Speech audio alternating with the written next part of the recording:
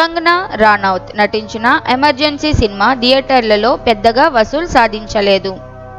కానీ ఓటీటీ వేదికపై మంచి స్పందన వచ్చింది. కంగనాకు ఈ అనుభవం సంతోషాన్ని ఇచ్చింది మరియు సినిమా గురించి వస్తున్న ప్రశంసలను ఆమె సోషల్ మీడియా ద్వారా పంచుకుంటూ సినిమాకు సంబంధించిన అభినందనలతో మరోసారి వార్తల్లో నిలిచింది.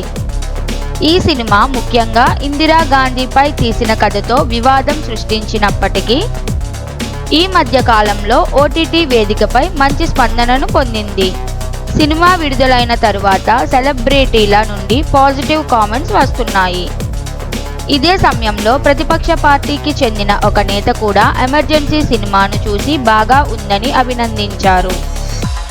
ఈ లేఖను కంగనా తన ఇన్స్టాగ్రామ్లో పంచుకున్నారు. ఈ సినిమా గురించి సామాజిక మీడియాలో చర్చ కొనసాగుతుంది. దీంతో ఎమర్జెన్సీ చిత్రానికి ఓటీటీలో మరింత ప్రేక్షకాదరణ దక్కే అవకాశం ఉంది. నెట్ఫ్లిక్స్లో స్ట్రీమింగ్ అవుతున్న ఈ సినిమా మార్చి 14 నుండి అందుబాటులో ఉంది మరియు అంతర్జాతీయంగా కూడా పెద్దగా ట్రెండ్ కావాలని నెట్ఫ్లిక్స్ వర్గాలు అంచనా వేస్తున్నాయి.